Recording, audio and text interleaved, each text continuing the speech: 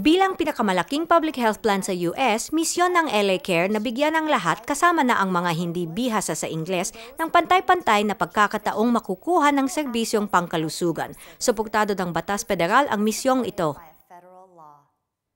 Ang Title VI ng Civil Rights Act of 1964 ay isang batas federal na nagsasabi na ang mga programang nakakatanggap ng pondo mula sa pamahalaan ay hindi dapat mangdiskrimina batay sa lahi, kulay o bansang pinagmulan, kasama na ang wika. May ibang batas sa estado na nag-aatas sa lahat ng health plan na magkakaroon ng Language Assistance Program.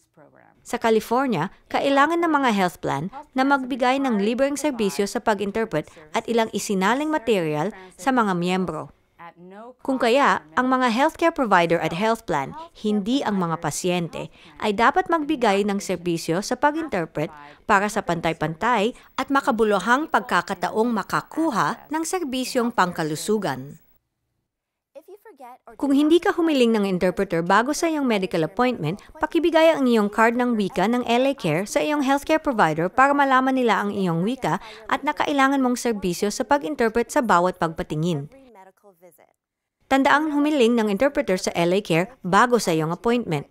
Karapatan mong magkaroon ng libreng serbisyo sa pag-interpret pero responsibilidad mo ring kunin yon.